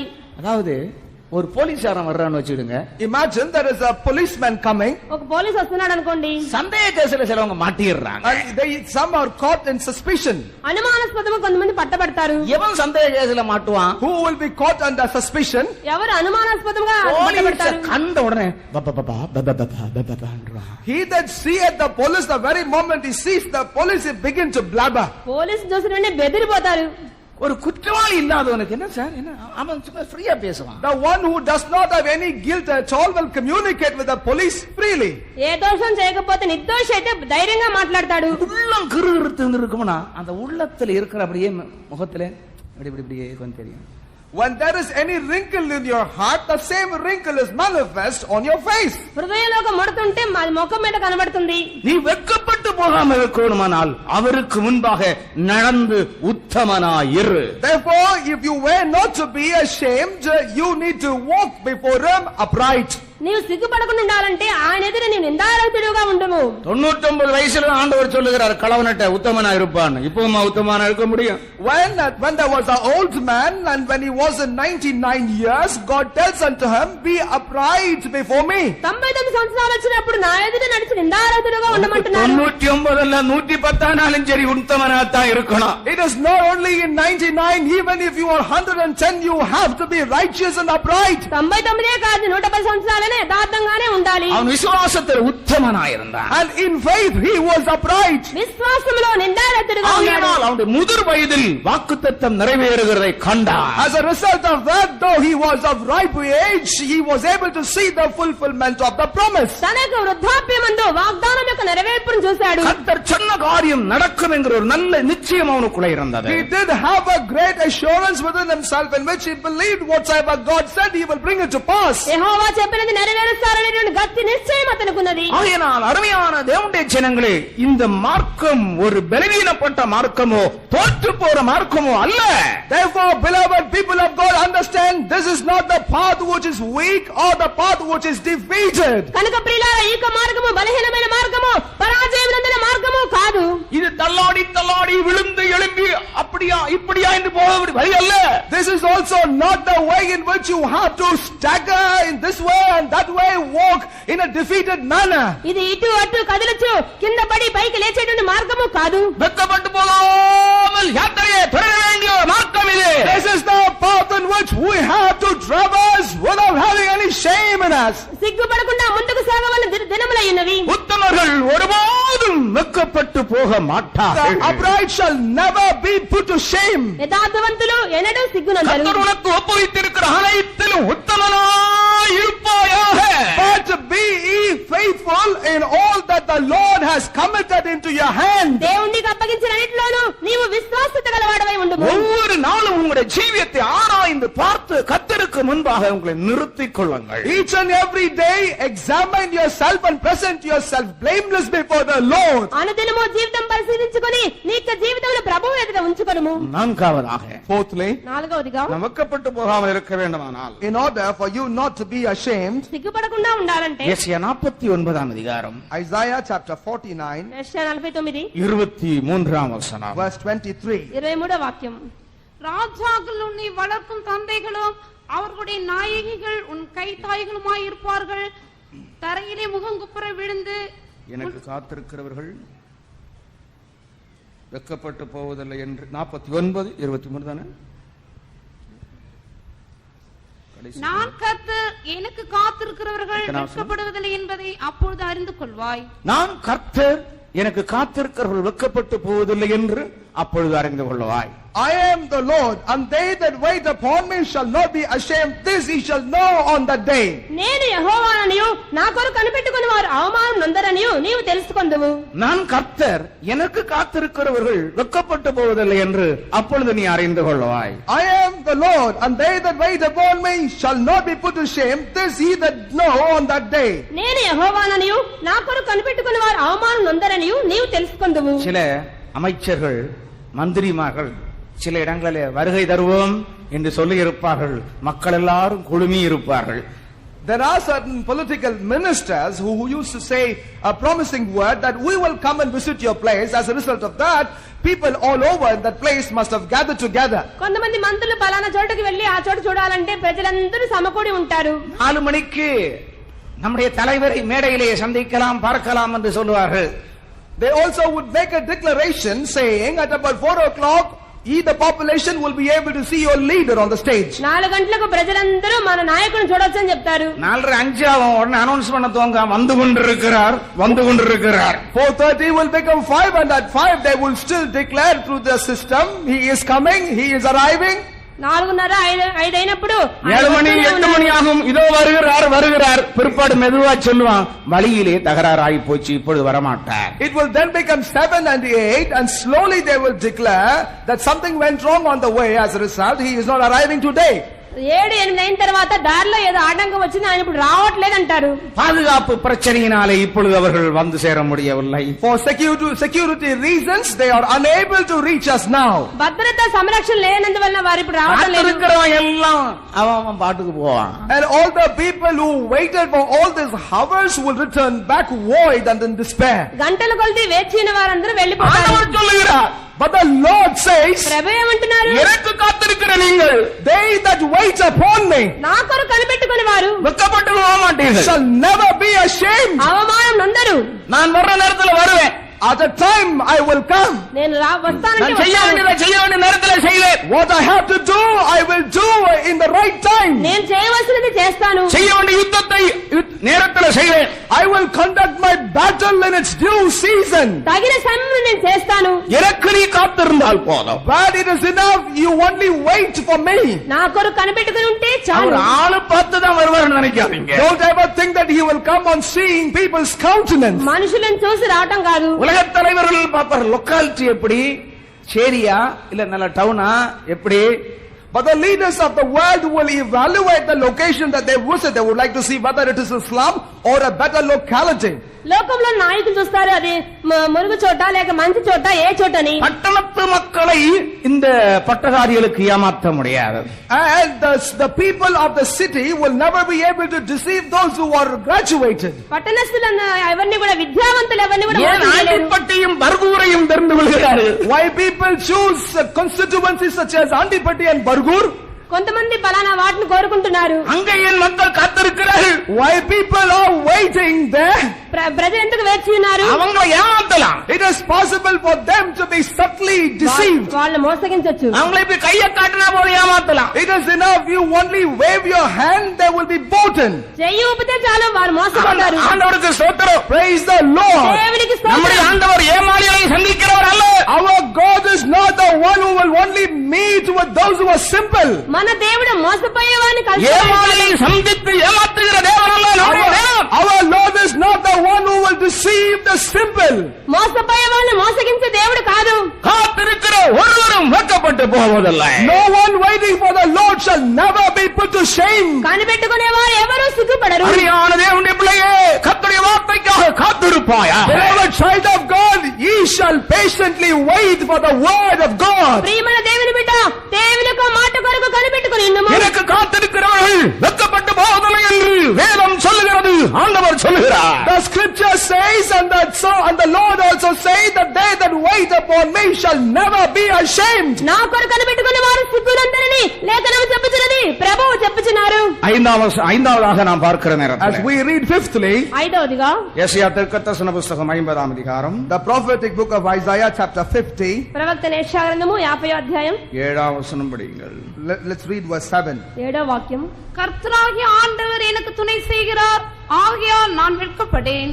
கர்த்தராகிய ஆண்டவர் எனக்கு துணை செய்கிறார். For the Lord God will help me. ప్రభువుగా యెహోవా నాకు సహాయం చేయవాడు. நான் వెక్కపడேன். Therefore shall I not be confounded. కనుక నేను సిగ్గుపడలేదు. நான் வெக்கப்பட்டு போவதில்லை என்று அறிந்திருக்கிறேன். And I also know that I shall not be ashamed. నేను సిగ్గుపడనని ఎరిగి ఉన్నాను. அதனால் என் முகத்தை கற்பாரையே போல் ஆக்கினேன். Therefore have I set my face like a flint. కనుక నా ముఖమును చెకుముకి இது రాతమని చేసుకుంటున్నాను. இயேசு கிறிஸ்துவை பற்றி சொல்லப்பட்ட ஒரு தீர்க்க தரிசனம். This is prophecy concerning Lord Jesus Christ. యేసుక్రీస్తుకు వచ్చినటువంటి ప్రవచనం అయ్యున్నది. அதுக்கு முந்தின அவசரத்தில் நாம் படிக்கும் பொழுது As we read in the previous verse, అంతకు ముందు వాక్యములో அடிக்கிறவளுக்கு என் முதுகையும் தாடைமயிரை பிடுங்கர்களுக்கு என் தாடைகளையும் ஒப்புக் கொடுத்தேன். I gave my back to the smiters and my cheeks to them that plucked off the hair. కొట్టువారికి నా వీపును అప్పగించి తిని, వెంట్రుకలు పెరికివే వారికి నా చెంపలను అప్పగించి తిని, அவமானத்திற்கும் ஊழ்நீருக்கும் என் முகத்தை மறைக்கவில்லை. I hid not my face from shame and spitting. ఉమ్ము వేయ వారికి అవమానపరచు వారికి నా ముఖము దాచుకోలేదు. அவமானத்திற்கும் உமிழ்நீருக்கும் என் முகத்தை மறைக்கவில்லை. I hid not my face from shame and spitting. అవమానపరచు వారికి ఉమ్ము వేయ వారికి నా ముఖం దాచుకోలేదు. அடி கன்னத்தில் விழுகிறது, They were slapping on his face, చెంప మీద దెబ్బలు పడుతున్నాయి, முகத்தில் துப்புகிறார்கள். and there were also people spitting on his face. ముఖం మీద ఉమ్ము వేస్తున్నారు. இந்த நேரத்தில் இயேசு என்ன செய்து கொண்டிருக்கிறார்? In that situation, what did Jesus do? ఆ సమయంలో యేసు ఏం చేశారు? அவர் என்ன செய்து கொண்டிருக்கிறார்? What did he do? ఆయన ఏం చేశారు? முகத்தை என்ன பண்ணிட்டு இருக்கிறார்? What did he do with his face? తన ముఖాన్ని ఏం చేశారు? கற்பரையாக்கி இருக்கிறார். He made it as strong as a flint. చెక్కుముకి రాత వలె చేస్తున్నారంట. கன்னத்தில் அடி, You smite on his face. ఆయన చెంప మీద கன்னத்தில் కొడుతున్నారు, உமிழ்நீர், They were spitting on his face. చెంప మీద ఉమ్ము వేస్తున్నారు. ஆடைய புடுங்குறார்கள், சேவனி விடல புடுங்கிருக்கிறாங்க. They did not shave his face, but they were plucking hair off from his face. వెంట్రుకలు పెరికి వేయించినారు. ஒவ்வொரு முடிய புடுங்குறாங்க. They were plucking one hair after another from his face. ఒక్కొక్క వెంట్రుక చెంప మంచి పెరుగుతున్నారు. எனக்கு திருச்சியில ஒரு விசுவாசி ஐயா இருக்கிறார். I have a brother in Trichy. రుచిలో ఒక విశ్వాసం ఉన్నారు. அவர் ஒரு பூசாரியா இருந்து ரட்சிக்கப்பட்டவர். That believer brother has been a Prohit formerly and he's been saved now. ఒకప్పుడు పూజారిగా ఉండి రక్షణ పొందారు. இங்கிட்டு வந்திருக்கிறேன்னு சொல்லுவார். He used to say, I was getting ready to go for the morning service and my wife had come. She bets me on my face twice. I told to her, give 2 more slaps. I will still go to the meeting. కూటానికి బయలుదేరుతున్నప్పుడు భార్య వచ్చి రెండు చెంప మీద 2 పీకింది, ఇంకొక 2 కొట్టమని చెప్పాను. பெந்தெக்கோஸ்துக்கு போறதுனால மனைவிட்ட அந்த கன்னத்துல அடி வாங்கிட்டு வந்த சாட்சிய விசுவாசி இங்க யாராவது உண்டோ? Is there any believer here just because you were coming to a Pentecostal meeting, beaten by wife and still proclaim that in the church? పెంటెకోస్తు కూటానికి వచ్చినందువల్ల భార్య దెబ్బలు తినే వాళ్ళు ఎవరైనా ఇక్కడ ఉన్నారా? கூட்டத்துக்கு கிளம்பி இருக்கிற நேரத்துல வேஷ்டி ஷர்ட் எல்லாம் தூக்கி அப்படியே தண்ணியில கொண்டு போட்டுருவாங்க. At the time when they were getting ready to come for the meeting, they used to lose their dhoti and shirts to waters. కూటాన్ని బయలుదేరుతుంటే ఆయన పంచాలు ఆల్సి నీళ్ళలో அந்த పెట్టారంట. ஈரத்தை எடுத்து கட்டிக்கொண்டு ஹல்லேலூயா பாடிக்கொண்டு ஆராதனைக்கு சந்தோஷத்தோட வரும். But still they will take the wet cloth and tie it around them still with great rejoicing. There were people that come to the service. తడి బట్టలు కట్టుకుని హల్లెలూయా స్తోత్రం అని సంతోషంగా కూటానికి వస్తాడు. அவமானத்துக்கும் நிந்தைக்கும் முகத்தை மறைக்கவில்லை, கற்பாறையை போலாக்கி கொண்ட. They hid not their face for shame and reproof, but they've made the face as strong as flint. అవమానానికి నిందలకు ముఖం దాచుకోలేదు, చెకుముకి రాతి వలె చేసుకున్నారు. ஏன் அப்படி செய்கிற? Why did he do so? ఎందుకు అలా చేసుకోవాలి? நீங்கள் ஏசாயா 50 அதிகாரம் 8 வசனம் படிக்கும் பொழுது, As we read Isaiah 50 verse 8, యెషయా 58 వాక్యం, என்னை நீதிமான் ஆக்குகிறவர் சமீபமா இருக்கிறார். He is near that justifieth me. నన్ను నీతిమంతులుగా ఎంచువాడు ఆసనుడై என்னை ఉన్నాడు. நீதிமான் ஆக்குகிறவர் சமீபமா இருக்கிறார். He that justifieth me is near to me. నన్ను నీతిమంతులుగా ఎంచువాడు ఆసనుడై ఉన్నాడు. தேவனுடைய பிள்ளையே, உன்னுடைய நீதி வெளிப்படும். Oh, ye the child of God, you are justice shall be manifest. దేవుని బిడ్డ, నీ నీతి బయల్పడును. நீ சத்தியத்து நிமித்தம் நிந்தைகளையும் அவமானங்களையும் சகித்தால், For the cause of truth you did undergo reproaches and shame. సత్యం నిమిత్తమై నిందలు అవమానాలు సహించి ఉన్నావు. எப்படி நான் ஜனங்களை ஃபேஸ் பண்ண முடியும், எப்படி சமுதாயத்தில் நிற்க முடியும் என்று ஒருவேளை நீ கேட்கலாம். Perhaps you have a question within yourself saying as to how at all I will be able to face people, how at all I will be able to stand in the community. ఏ విధంగా ప్రజలకు నా ముఖం చూపించాలి, ఏ విధంగా సమాజంలో తలెత్తుకోవాలి. ஆனால் நீ அறிந்த சத்தியத்துக்காக உபத்திரவம் துன்பம் வரும் பொழுது தைரியமாய் நிற்பாயாக. Nevertheless, be thou strong and courageous, when for the cause of the truth that you knew reproaches and shame come at you. నీవు ఎరిగిన సత్యములకు నిందలు అవమానాలు వచ్చినట్లయితే నీవు వాటిని ధైర్యంగా ఎదుర్కొను. அப்பொழுது நீ வெட்கப்பட்டு போக மாட்டாய். Then thou shalt never be ashamed. అప్పుడు నీవు సిగ్గుపడవు. ஆறாவதாக படிக்கிற நேரத்தில் As we read sixthly, ఆరవదిగా 22ஆம் சங்கீதம் 5ஆம் வசனத்தை படியுங்கள். Psalm 22 verse 5. 22వ కీర్తన 5వ వాక్యం. உம்மை நோக்கி கூப்பிட்டு தப்பினார்கள், உம்மை நம்பி வெட்கப்பட்டு போகாதிருந்தார்கள். உம்மை நோக்கி கூப்பிட்டு தப்பினார்கள், They cried unto thee and were delivered. నీకు మొరపెట్టి విడుదల నందిరి. உம்மை நம்பி வெட்கப்பட்டு போகாமல் இருந்தார்கள். They trusted in thee and were not confounded. నీ యందు నమ్మిక ఉంచి సిగ్గు నందకపోయిరి. ஆண்டவருக்கு ஸ்தோத்திரம். Praise be to the Lord. దేవునికి స్తోత్రం. அப்படி என்றால் நம்முடைய வாழ்க்கையிலே அதிகம் ஆண்டவரை நம்பி இருக்கணும். If that is so, in our life, more and more we have to trust in the Lord. అలాగైతే మన జీవితంలో ఎల్లప్పుడూ ప్రభువు యందు నమ్మిక நம்முடைய ఉంచాలి. நம்பிக்கை நம்பிக்கையாகத்தான் இருக்கணும், அதற்கு அசை வரக்கூடாது. Our trust must continue to be a strong trust. It shall never be shaken. మన యొక్క నమ్మిక సుస్థిరంగానే ఉండాలి. ஏழாவதாக Seventhly, 7వదిగా யோவேல் தீர்க்கதரிசன புஸ்தகம் 2ஆம் அதிகாரம் Joel chapter 2. ప్రవక్త యోవేలు గ్రంథం 2వ అధ్యాయం 26ஆம் வசனம் படியுங்கள். Let's read verse 26. 26వ వాక్యం. நீங்கள் சம்பூர்ணமாக சாப்பிட்டு திருப்தி அடைந்து உங்களை அதிசயமாய் நடத்தி வந்து உங்கள் தேவனாய கர்த்தருடைய நாமத்தை துதிப்பீர்கள். என் ஜனங்கள் ஒருபோது வெட்கப்பட்டு போவதில்லை. அதிசயமாய் நடத்தி வந்த தேவனை துதிப்பீர்கள். Ye shall praise the Lord who led you wondrously. నీ దేవుడిని ఆశ్చర్యంగా నడిపించిన దేవుని స్తుతించుము. அதிசயமாய் நடத்தி வந்த தேவனை துதிப்பீர்கள். Ye shall praise the name of Lord your God that had dealt so wondrously with you.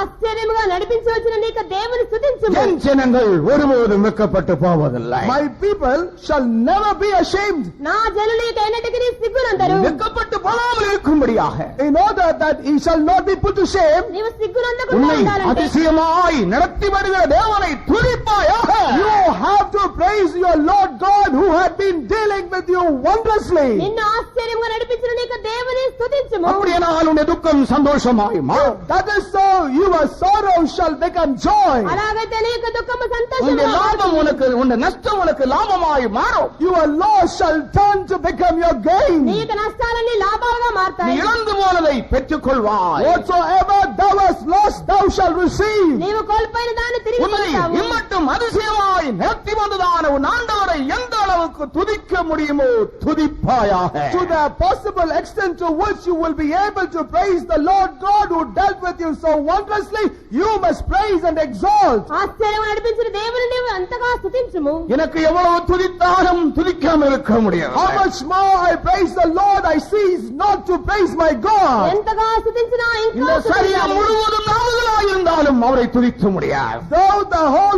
Though my entire body is tongue, I shall not be able to complete praising my God. నా దేహమంతయు నాలుకలుంటే ప్రభువును స్తుతించుటకు చాలదు. ஏனென்றால் அவர் நடப்பு அதிசயமாயிருக்கிறார். The reason his leading is so wonderful. ఆయన నడిపింపు అంతా நீங்கள் என்ன சொல்லுகிறீர்கள்? What do you say? మీరేమంటున్నారు? தேவன் உங்களை அதிசயமாய் நடத்துகிறார் என்று உங்களுக்கு சொல்ல முடியுமா? Are you able to confess boldly that the Lord has been dealing with you wondrously? దేవుడు మిమ్మల్ని ఆశ్చర్యంగా నడిపిస్తున్నారని చెప్పగలరా? அப்படியானால் நீ என்ன செய்ய வேண்டும்? If that is so, what he must do? నీవేం చేయాలి? அந்த அதிசயமாய் நடத்துகிற உன் தேவனை நன்றாக துதிக்க வேண்டும். You have to praise more and more the Lord who lead you wondrously. ఆశ్చర్యంగా నడిపిస్తున్న దేవుని నీవు స్తుతించుము. எல்லா சந்தர்ப்பத்திலும் அவரை ஸ்தோத்திரியுங்கள். At all times praise ye the Lord. అన్ని సందర్భములోనూ ఆయన స్తోత్రించుము. கர்த்தரை நான் எக்காலமும் ஸ்தோத்தரிப்பேன். I shall praise my God at all times. ఎల్లవేళలందు యెహోవాను స్తుతించెదను. எல்லாம் நன்றாயிருக்கும்போது மாத்திரம்தான் சந்தோஷமாய் ஸ்தோத்திரம் சாட்சி. People normally used to say testimony only when everything is well with them. అన్ని బాగున్నప్పుడే సంతోషంగా సాక్ష్యం చెప్తారు. எப்பொழுதும் அவரை ஸ்தோத்தரியுங்கள். But we have to bless the Lord at all times. ఎల్లప్పుడూ ఆయన స్తుతించాలి. வாக்கியம் என்ன சொல்லுகிறது? What does the scripture say? వాక్యం ఏం చెప్తుంది? இடைவிடாமல் ஸ்தோத்திரம் பண்ணுங்கள். And unceasingly you have to praise your Lord. ఎడతెగక స్తుతించాలి. எல்லாவற்றிலேயும் ஸ்தோத்திரம் And பண்ணுங்கள். in all things you have to praise your Lord. అన్ని విషయంలోనూ స్తుతించుడి. தேவன் நமக்கு எவ்வளவு நல்ல வழிகளை வச்சிருக்கிறார்.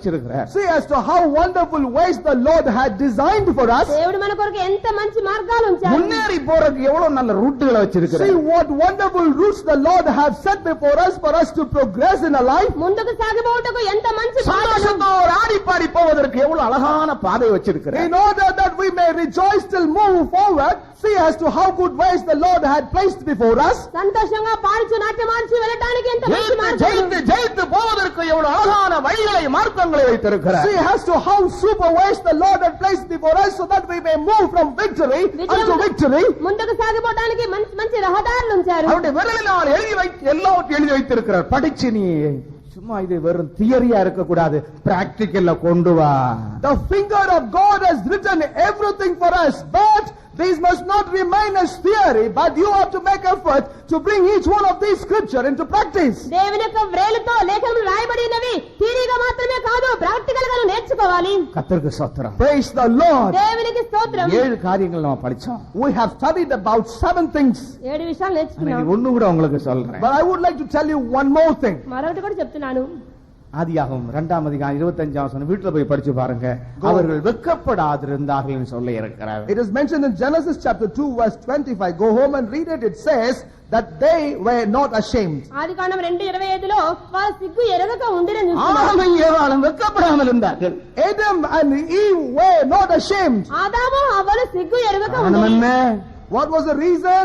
కారణం ఏంటి? தேவ மகிமை அவளை மூடி இருந்தது. The glory of God covered them. దేవుని మహిమతో వారు தேவ కప్పబడినారు. பிரசன்னம் அவளை மூடி இருந்தது. The presence of God covered them. దేవుని యొక్క ప్రసన్నత వారిని కప్పినది. கர்த்தருடைய மகிமை அவளை மூடி The இருந்தது. glory of the Lord covered them. దేవుని మహిమ వారిని కప్పినది. நீ வெட்கப்பட்டு போகாமல் இருப்பதற்கு முக்கிய ஒரு இடம் இதுவே.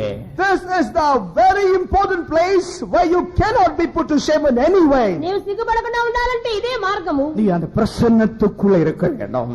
That is the place where you can stay in His presence. నీవు ఆయన ప్రసన్నతలో దాగి உனக்கு ఉండాలి. வாக்குத்தத்தம் பண்ணப்பட்டிருக்கிற அந்த தேவ சமூகத்தின் எல்லைக்குள்ளே நீ இருக்க வேண்டும். You have to be within the boundary of the promise of the Lord. నీకు వాగ్దానం చేయబడిన దేవుని యొక్క వాగ్దానం యొక్క సరిహద్దుల్లో ఉండాలి. அந்த மகிமை அவர்களுக்குள்ள இருக்கும் காலமாகவும் அவர்கள் வெட்கப்பட்டு போகாமல் இருந்தார்கள். As long as the glory abode with them, they were not ashamed at all. ఆ మహిమ వారి మీద ఉన్నంత వరకు వారు సిగ్గు ఎరగక ఉండిరి. தேவ சமூகம் இல்லாத ஒரு ஜீவியம் நமக்கு வேண்டாம். Let us not afford to have a life without the presence of God. దేవుని సన్నిధానం లేనట్టు జీవితమే వద్దు. அதற்கு இடைவிடாம ஜெபமும் உபவாசமும் ஆண்டவருடன் ஐக்கியமும் நமக்கு மிகவும் What தேவையாயிருக்கிறது. is needed for that is that we need to have a life where we have unceasing prayer, praising and staying steadfastly in the presence of God. ఎడతెగని ప్రార్థనలు ఉపవాసములు ప్రభువుతో దగ్గరగా ఉండటం అవసరమైనది. ஒரு நிமிஷமாகிலும் நம்மால் சுயமாய் கடந்து போக முடியாது. For we cannot walk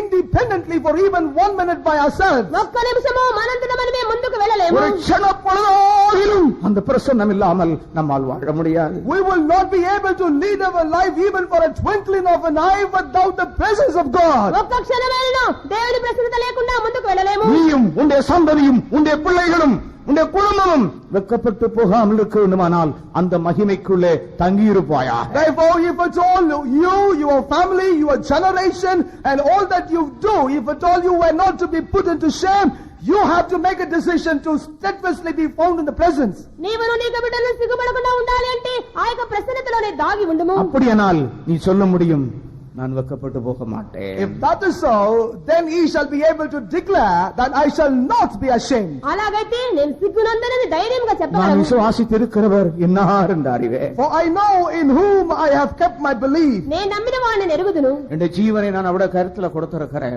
I have committed my life into His hand. నా యొక్క ప్రాణమైన చేతులు என் అప్పగించి பிள்ளைகளை நான் அவருடைய கருத்துல I கொடுத்திருக்கிறேன். have committed all my children into His hand. నా బిడ్డలను ఆయన చేతులు என் అప్పగించినాను. குடும்பத்தை நான் அவருடைய கருத்துல I கொடுத்திருக்கிறேன். have committed my family into His hand. నా కుటుంబమును ఆయన చేతులు என் అప్పగించినాను. வாழ்க்கை முழுவதும் ஊழியத்தை முழுவதும் அவருடைய கருத்துல கொடுத்திருக்கிறேன். My entire life and ministry has been handed over into His hand. నా జీవితమును సేవను ఆయన చేతులు అప్పగించినాను. பிரியமானவர்களே, இந்த வாக்குத்தத்தங்களை உங்கள் சொல்லி அதை அனுபவத்தில் கொண்டு வந்து கர்த்தரை துதித்து அவருடைய சமூகத்துக்குள்ளே வாசம் பண்ணி பாருங்கள்.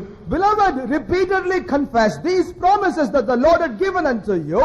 Proclaim this and attempt to see by saying all these things, staying in the presence of God. ప్రియులారా, ఈ వాగ్దానాలను పదే పదే ఒప్పుకోలు చేసి దేవుని యొక్క సన్నిధిలో గడుపుడి. ஒரு நாளாகிலும் நீங்கள் கொஞ்ச நேரம் ஆகிலும் ஆண்டவரோடு கலிகூறாத நாட்கள் உங்களுக்கு இருக்கக்கூடாது. Let there not be even a single day where you will not be able to rejoice in the presence of God, even for a short while. దేవుని యొక్క సన్నిధిలో సంతోషించకుండా ఉండే రోజులు వద్దే వద్దు. நீங்கள் சாதாரண ஜெபிக்கிற மனுஷனாக மாத்திரமல்ல, ஆண்டவருக்குள்ளே கைவிடுகிற மனுஷராக இருக்க வேண்டும். It is not enough if we are the people of prayer, but he shall continue and importantly be a person who rejoices in the presence of God. ఏదో సామాన్యంగా ప్రార్థన చేసే వాళ్ళుగా కాదు, దేవుని యొక్క సన్నిధిలో ఉత్సాహించి ஆண்டவரோடு சந்தோஷப்படும்படியாக ஏதாவது ஒரு இடத்தை தெரிந்து கொண்டு அங்க போய் அவரோடு உறவாடுங்கள். Choose the place for yourself in which you may retire, be with God alone and rejoice as much as possible in his presence. దేవునితోనే గడుపుటకు ఒక స్థలమును ఎంచుకొని అతనికి వెళ్లి ఆయనతో గడుపుడి. துக்கப்பட்டு போக மாட்டாய். He shall never be ashamed. సిగ్గు నందవు. துக்கமான நேரத்திலும், Even in times of sorrow, దుఃఖ సమయంలో, வேதனையான நேரத்திலும், even in times of pain, నీకు కష్ట సమయంలో, வேதனையான மற்ற வியாதி நேரத்திலும், even in the times of sickness, రోగ సమయంలో ஆண்டவரோடு சந்தோஷப்படுங்கள். let us rejoice with God. ప్రభువుతో ஆண்டவருடைய సంతోషించండి. பிரசன்னத்தை வைத்துக் கொள்ளுங்கள். Let us keep God and preserve the presence of God. దేవుని ప్రసన్నత తోడుగా ఉంచుకోండి. கர்த்தருடைய மகிமை என்னிலும் உங்களிலும் மூடியிருப்பதாக. Let forever glory of God cover you.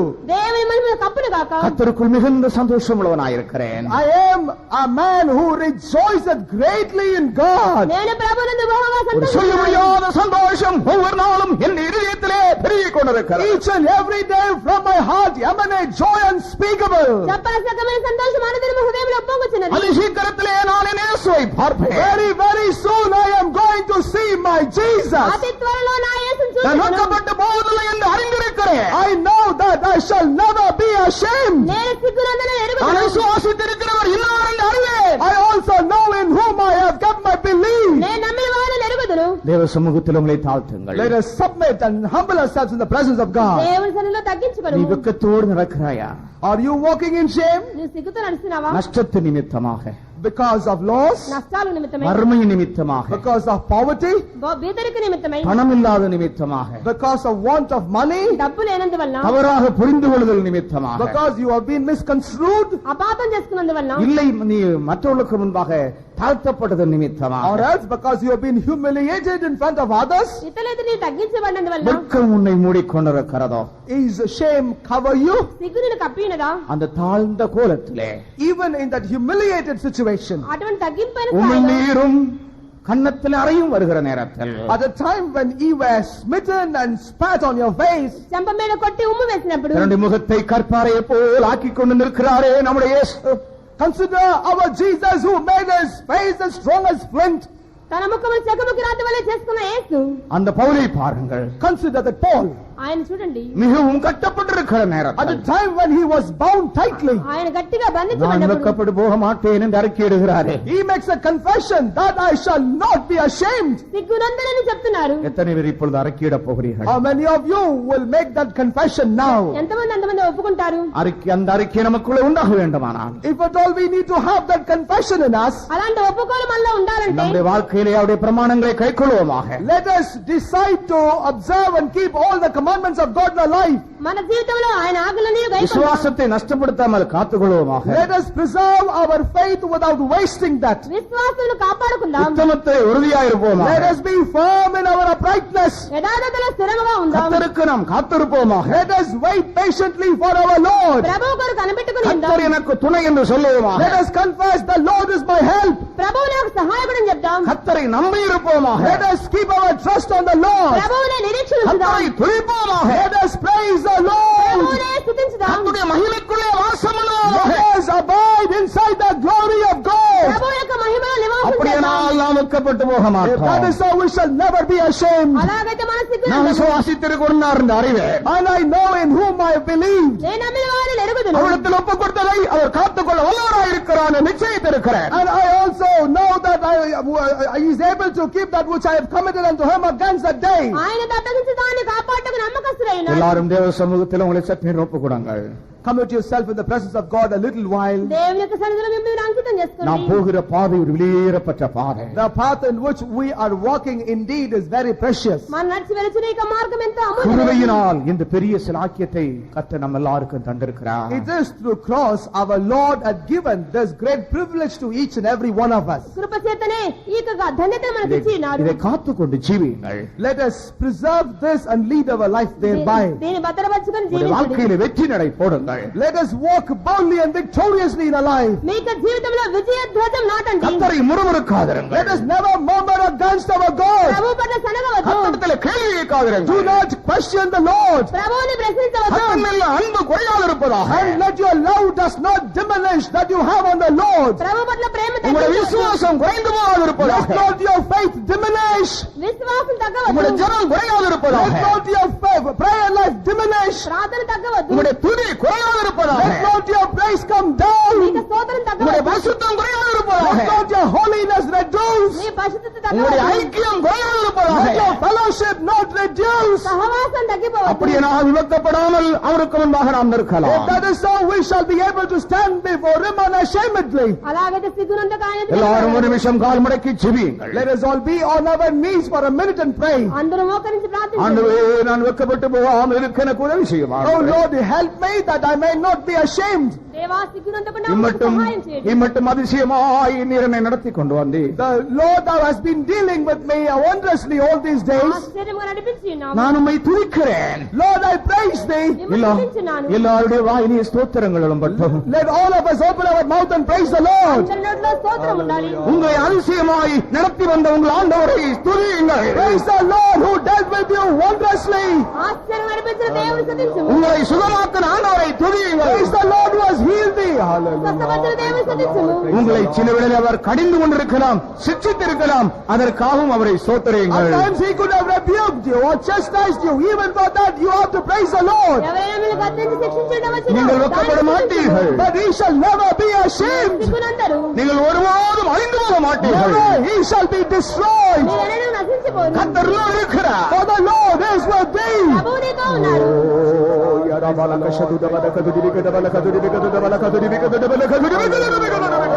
Lord, praise the Lord.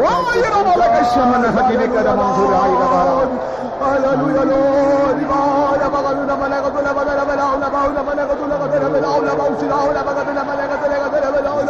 Hallelujah, Lord. Praise the Lord, praise the Lord, praise the Lord, praise the Lord.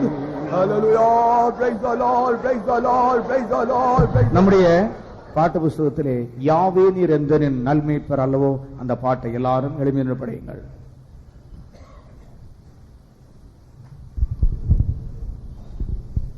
யாவே நீரெந்து நின் நல்மீட்பர் அல்லவோ, இன்றும் நீர் எனக்கு ஜீவஊற்றல்லவோ. யாவே நீரெந்து நின் நல்மீட்பர் அல்லவோ, இன்றும் நீர் எனக்கு ஜீவஊற்றல்லவோ. யாவையோ உன்னதா செய்வோரே நின்றோரின் பாவிகளின் தஞ்சம் என்றும் நீரல்லவோ.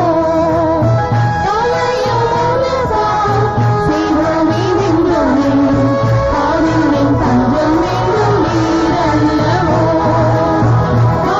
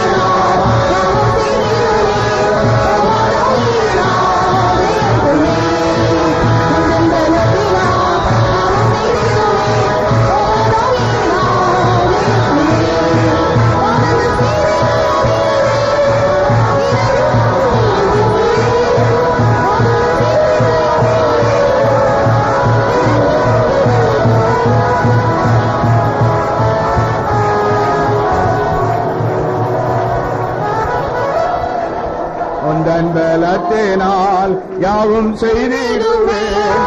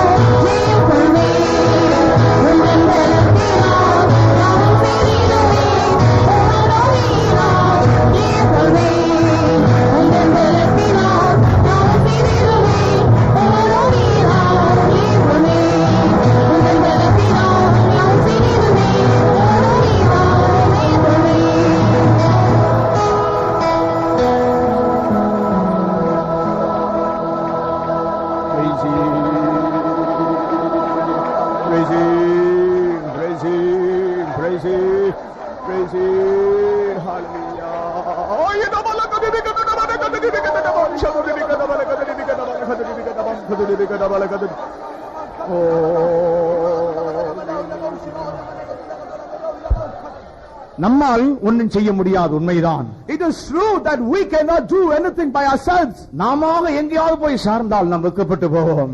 If we have to lean on something else, otherwise we will be put to shame. ஆனால் கர்த்தர் நம்மோடு இருக்கிறபடியால், But because God is with us, அவர்களை சார்ந்து இருக்கிறபடியால், because we lean on அவரை Him, நம்பி இருக்கிறபடியால், because we depend on Him, அவருடைய ஆவியின் பலத்தினாலே by the strength of His நாம் Spirit, ஜெயம் எடுப்போம். we shall become நாம் victorious. ஜெயம் எடுப்போம். We shall be victors. உந்தன் பலத்தினால் யாவும் செய்திடுவேன்.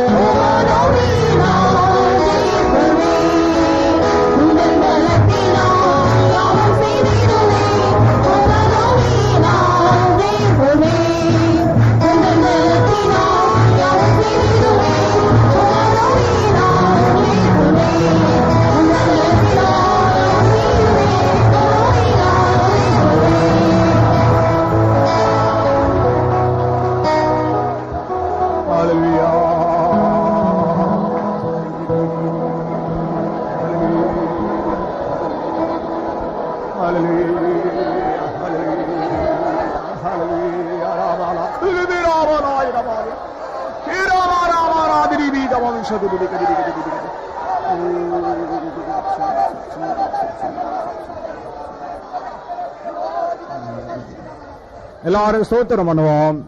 Praise the Lord, praise the Lord, praise the Lord, praise the Lord. இந்த காலை ஆராதனை கர்த்தர் நமக்கு நடத்தி தந்தபடியால் ஸ்தோத்திரம் பண்ணுவோம். ஆண்டவராய் இயேசு போனதான் அதே பாதையை பின்பற்றும்படியாய் அவர் நமக்கு உதவி செய்ய வேண்டும். அதுக்காய் ஸ்தோத்திரம் பண்ணுவோம். அவருடைய பிரமாணங்களை கை கொள்ளும்படியாய் ஆண்டவர் நமக்கு உதவி செய்யணும். அதுக்காய் ஸ்தோத்திரம் பண்ணுவோம். அவர்களான விசுவாசம் காக்கப்படுவதற்காக ஸ்தோத்திரம் பண்ணுவோம். அவரை நம்பி இருக்க நமக்கு உதவி செய்யறதுக்காக ஸ்தோத்திரம் பண்ணுவோம். அவருக்கு காத்திருக்க நமக்கு கிருபைக்காக ஸ்தோத்திரிப்போம். அவருடைய சமூகத்திலே நாம் வாசம் பண்ண விடுவதற்காக ஸ்தோத்திரம் பண்ணுங்கள். இம்மட்டும் வெக்கப்பட்டு போகாமல் தேவன் நம்மை நடத்தி அதிசயமாய் நடத்தி வந்த எல்லா பாதைகளுக்காக ஸ்தோத்திரிப்போம். பிதாவாகிய தேவனை ஸ்தோத்திரம் பண்ணுவோம். குமாரனாகிய இயேசுவை ஸ்தோத்திரிப்போம். பரிசுத்த ஆவியாகிய தேவனை ஸ்தோத்திரிப்போம். இயேசு சீக்கிரம் வருகிறபடியால் ஸ்தோத்திரிப்போம். ஜெபம் பண்ணுவோம். பிதாவே நன்றியோடு சோதரம் சுவாமியோட சமூகத்தில் எங்களை கூட்டி சேர்த்தபடினால சோற்றும் எங்களோட ஆராதனையும் துவக்கல் முடிவதையும் தேவ சமூகங்களை நடத்தி ஆசீர்வதித்தபடினால சோற்றும் உங்களோடு பேசின வசனங்களுக்காக சோற்றும் கிருபையுள்ள வசனத்துக்கு ஜனத்தை ஒப்பு கொடுக்கிறோம். கர்த்தாவே கேட்டதான வசனத்தின்படி ஜீவிக்க இந்த நாட்கள் ஒருக்கு விசேஷத்தை கிருமி அபிஷேகத்தை தேவ பலனை தரும்படியாக வேண்டிக்கொள்ளும் சுவாமி. உங்களுடைய கட்டளைகளையும் பிரமாணங்களை யாவே நாங்கள் கை கொண்டு அதன்படி ஜீவிக்கும்படியாக ஒவ்வொருக்கு விசேஷத்தை கிருப தரும்படியாக வேண்டிக்கொள்ளும் கர்த்தாவே. ஆண்டவரே, தேவன் மேலும் தேவனோட வசனங்கள் வாக்குத்தத்தங்கள் மேலும் விசுவாசம் உள்ளவர்களாய் ஜீவிக்க எங்களுக்கு கிருபதாரு. ஒவ்வொரு விசுவாசத்தில் வீரலாக மாற்றும்படியாக வேண்டிக்கொள்ளும் கர்த்தாவே. கர்த்தருக்கு காத்திருக்கவளாக மாற்றும் காத்திருந்து போராடி ஜெபிக்கிற ஜெப வீரலா ஒரு நீர் மாற்றும்படியாக வேண்டிக்கொள்ளும் சுவாமி. தேவன் மேல் நம்பிக்கை வைத்திருக்கிறதா ஒருவருக்கு நீர் உதவி செய்யும்படியாக வேண்டிக்கொள்ளும் கர்த்தாவே. கர்த்தராய தேவன் எங்களுக்கு துணை நிற்கிறபடினால சோற்றும் ஆனபடினால எங்களை வெட்கப்படுத்தாது மட்டும் நடத்தி கொண்டிருக்கிறபடினால சோற்றம் கர்த்தாவே. எப்போது தேவனை துதித்து தேவனை மையப்படுத்தலா ஒரு மாற்றும்படியாக வேண்டிக்கொள்ளும். தேவட மகிமையினால ஒரு நிரப்பப்பட்டவளாக மாற்றுங்கட்டாவே. கேட்டதான சத்திய வசனங்கள் இதயத்தில் பதித்திருந்து அது நூறாக பலன் கொடுக்கும்படியா உதவி செய்யுங்கட்டாவே. பாடுகள் கஷ்டங்கள் நெருக்க துன்பங்கள் எந்த வந்தாலும் நாங்கள் வெட்கப்பட்டு போகாதபடி கர்த்தரை கிருபையை சார்ந்து கொண்டு கர்த்தரை பலத்தை கொண்டு முற்றிலும் ஜெயம் கொண்டவாக மாற்றப்பட்ட ஒரு உதவி செய்யும்படியாக வேண்டிக் கொள்ளுங்கட்டாவே.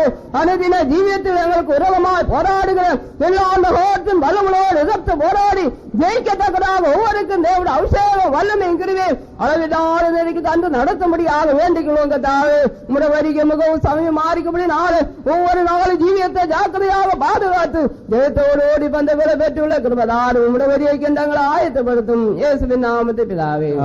நம்முடைய கர்த்தராகிய இயேசு கிறிஸ்துவின் கிருபையும் பிதாவாகிய தேவனுடைய அன்பும் பரிசுத்த ஆவியானவருடைய ஐக்கியமும் நாம நீரோடும் சகல பரிசுத்தவான்களோடும் கர்த்தருடைய வருகை விருந்தும் கூட இருப்பதாக.